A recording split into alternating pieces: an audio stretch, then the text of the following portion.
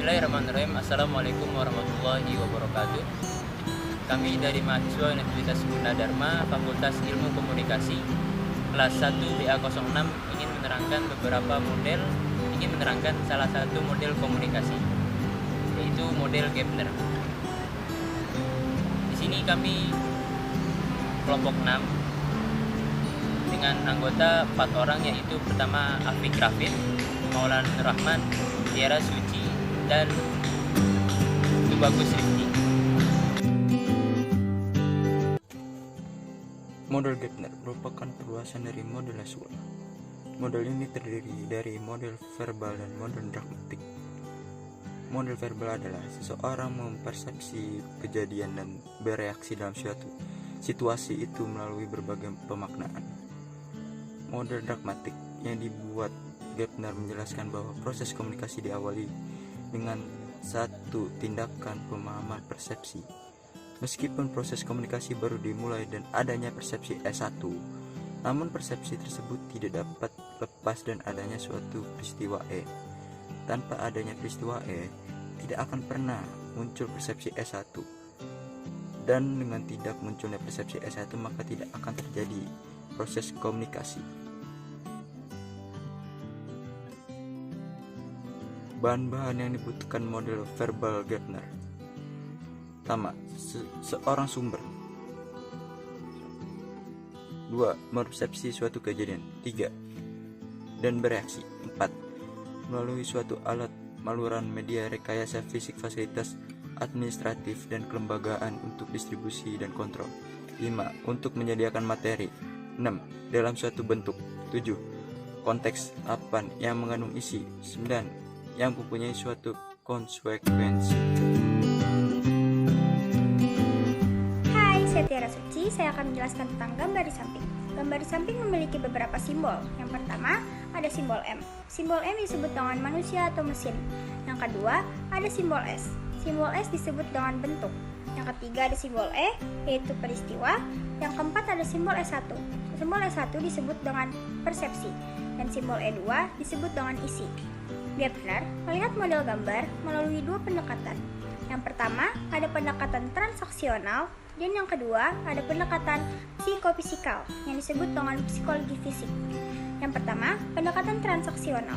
Pendekatan transaksional itu S1 semata-mata dianggap sebagai fungsi asumsi. Pandangan pengalaman dari faktor lain yang berkaitan dengan pengalaman si M. Seperti apa S1 bagi si M itu tergantung pada faktor yang ada di dalam diri M sendiri. Nah, yang kedua, ada pendekatan psikofisikal, yaitu E itu sendiri merupakan faktor terpenting yang menimbulkan persepsi yang jelas dan akurat dalam kondisi yang menguntungkan. Bagaimana pemahaman M ditentukan oleh caranya memilih, konteksnya, serta ketersediaan si E. Terima kasih. Model Gepner lebih kompleks dibandingkan model Shannon dan model Weber, yaitu menggunakan proses linear. Kelebihan dari model Gepner dibandingkan kedua model yang lainnya yaitu dapat menghubungkan pesan dan realita atau konteks. Dan juga model Gepner ini dalam memandang komunikasi bisa kita lihat dari dua dimensi yang berbeda. Pertama, dimensi penerimaan, dan kedua yaitu dimensi komunikasi dan alat kontrol. Pada dimensi horizontal atau dimensi yang pertama, proses dimulai yaitu dengan penerimaan informasi oleh objek.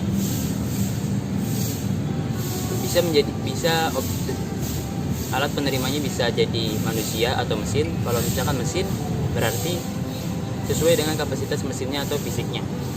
Tetapi jika manusia yang menerima, seleksinya bisa jadi lebih kompleks karena persepsi manusia bisa jadi sederhana dari stimulus namun menjadi proses interaksi dan negosiasi.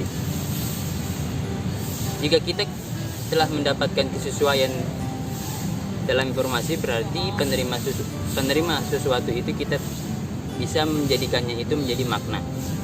Dan makna konteks ini muncul dari kesesuaian atas stimulus eksternal dan konsep-konsep internal. Di sini saya akan menjelaskan pendapat dari George Gepner. Apa saja itu?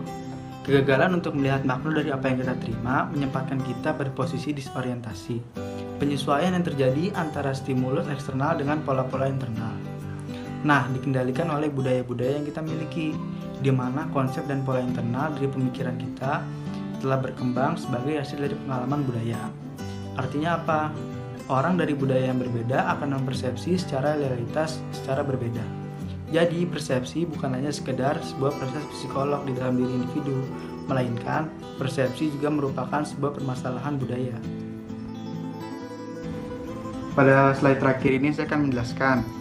Pada dimensi vertikal, tahap ini terjadi ketika yang diferensiasi S1 dikonversi menjadi sebuah sinyal mengenai E.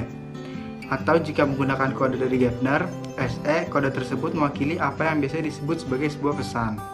Nah, atau merupakan sinyal atau pernyataan mengenai sebuah peristiwa. Lingkaran yang mewakili pesan terbagi menjadi dua. Apa saja itu? S mengacu pesan sebagai sebuah sinyal bentuk atau wujud dari pesan. Dan E mengacu pada isi dari pesan. Jelas terlihat bahwa isi dari pesan E dapat dikomunikasikan dengan berbagai cara terhadap sejumlah S potensial yang telah dipilih. Menemukan S yang terbaik untuk E yang telah ditentukan adalah salah satu fokus penting dari sebuah komunikator. Penting untuk diingat bahwa SE adalah sebuah konsep yang menyatu, bukan dua area terpisah yang kemudian disatukan. Nah, jadi S yang dipilih akan mempengaruhi presentasi dari E hubungan antara bentuk dan isi bersifat dinamis interaktif.